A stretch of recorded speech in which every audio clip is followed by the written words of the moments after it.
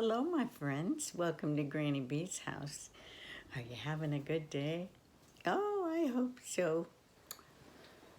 Ed the cat and I are having a pretty good day. He's being a bit of a pill right now, but I'm trying to be kind to him and treat him the way I'd like to be treated if I was a cat, except that he wants outside and I can't let him outside right now.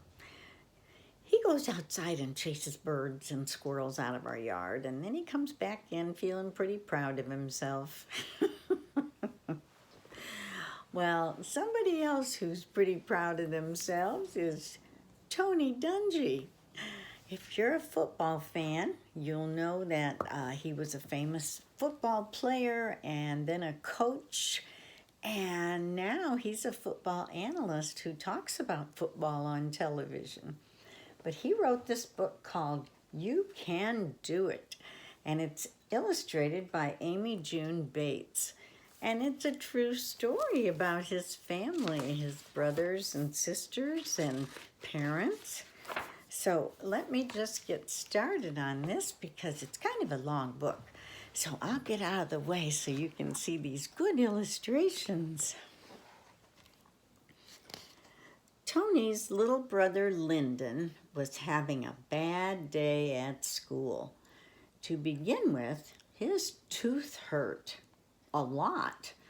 And then in the middle of class, Lyndon touched his sore cheek and he accidentally made a big loud noise that sounded like a duck quacking. Everyone started laughing at him except his teacher, Mrs. Lee, who said his parents could be expecting a call tonight. All this made it hard for Lyndon to concentrate on the lesson. Mrs. Lee went around the room asking everyone what they dreamed of being someday. When it was Lyndon's turn, he realized he was the only one who had no idea.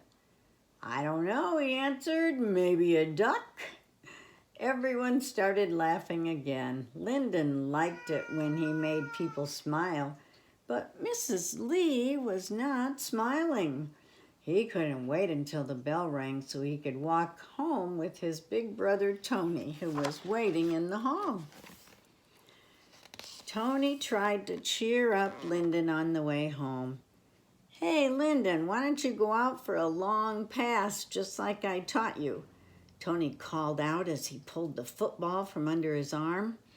The ball spiraled through the air in a perfect arch and landed in Lyndon's arms with a soft thud. Lyndon waved the ball proudly. "Maybe someday I'll be as good in sports as you are," he said to Tony as they continued to walk home. Lyndon knew his brother hoped to become a football player when he grew up. Tony could already throw a football so far and so high, you might as well pack a snack to eat while waiting for it to come back down. Tony playfully punched Lyndon's arm. "That's cool, little brother, but remember what Mom and Dad always tells us." I know, Lyndon said. "Whatever it is that you want to do, you can do it. Trust God and dream big." But Lyndon wondered if playing football was really what he wanted to do. "Well, that was Mrs. Lee again," Lyndon's dad said as he hung up the phone. "What did he do this time?" Lyndon's mom asked. "Was he quacking like a duck during math again?" "Actually, no," Dad replied. "This time it was in English class." "Oh, no," sighed Mom, then added, "but you have to admit, he does a great duck call." "That he does," agreed Dad as they watched the boys race to the house behind their sisters, Sherry and Lauren. But he should not be doing it in the middle of class. "Mom, Dad, guess what we did?" asked Sherry. "We saved a baby bird and put it back in its nest," said Lauren eagerly. "You'll both make great doctors or nurses someday," exclaimed Mom with pride. Maybe I'll be a doctor or nurse someday, thought Lyndon. But just then his tooth gave him a sharp pain, and he remembered what had happened at school. Lyndon, Mrs. Lee called today. Dad took a closer look at Lyndon. Why are you rubbing your jaw? I really wasn't quacking this time, Dad. My tooth was hurting, and when I rubbed it, Lyndon pushed the side of his mouth, and out came a loud quack. Next thing I know, everybody was laughing. Lyndon turned to his mother and said, "But Mom, my tooth really hurts." Mom took a closer look at Lyndon's sore tooth.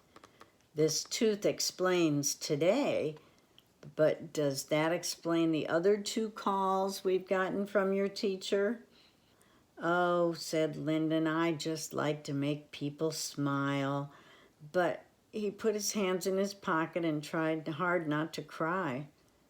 Besides your tooth, what's wrong, son? Asked Dad. It's just that Tony and Sherry and Lauren know they're it, and I don't know my it. They're it, asked Dad.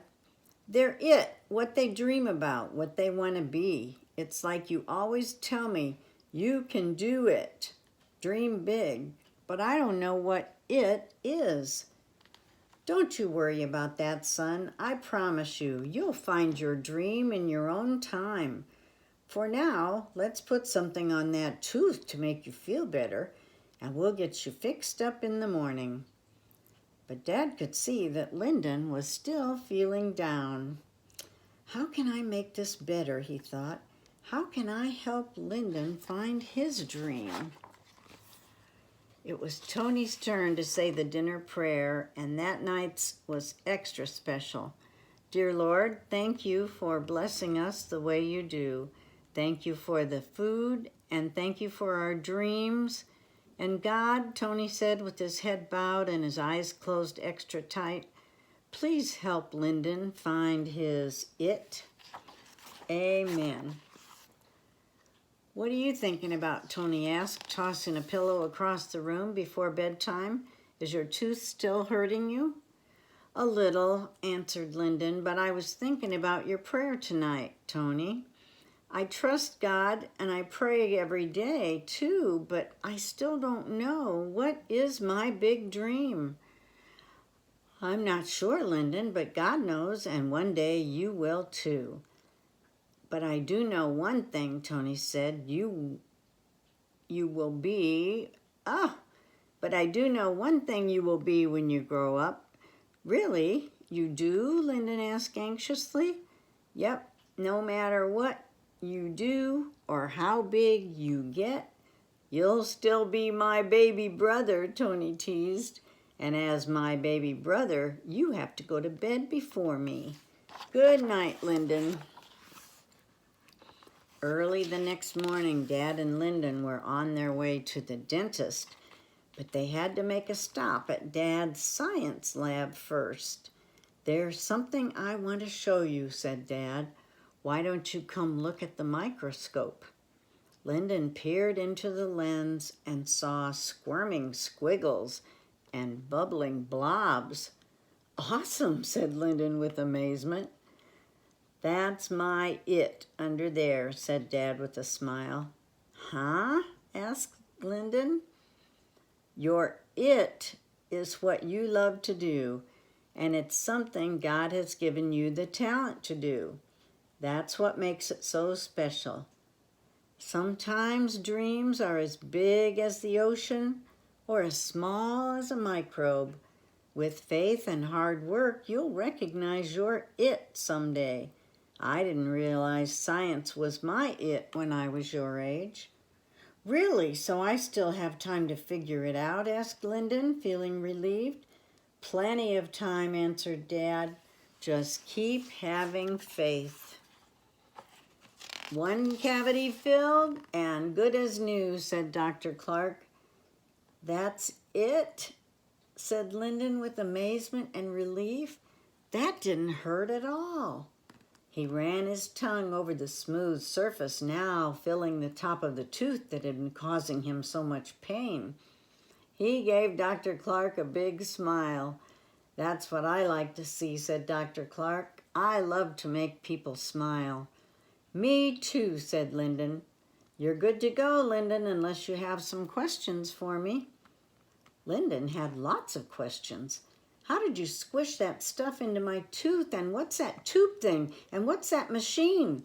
"One question at a time," laughed Dr. Clark, picking up a giant set of plastic teeth. "How about we start with these?" A few weeks later, it was show and tell day at school. Lyndon stood in front of the class and explained some of the amazing things he had learned from Dr. Clark. "When you make people feel good, they smile. And that's why when I grow up," said Lyndon, "I want to be a dentist." He winked at Tony, who was watching from the doorway. "Good for you, Lyndon," said Mrs. Lee. "I think you can do it." "I know you can do it, little brother," said his very proud big brother Tony, and he did. Well, Lyndon finally found his dream and what he wanted to be when he grows up. Well, even if you don't know what you want to be when you grow up, it's maybe just not time yet. I'll bet before you're too much older, something will stir your heart and you'll say, "Yes, that's what I want to do when I grow up." Well, Granny Bee doesn't know yet what I want to do when I grow up because I'm trying not to grow up. I'm joking. Granny Bee's retired, and I always loved being a receptionist. And I was a receptionist for a long time. And I hope that you find something you love as much as I loved being a receptionist. Well, you know Granny Bee loves you, whether you have your dream yet or not. And I want you to come back and see me again sometime, okay? So I can read you another story. Bye-bye.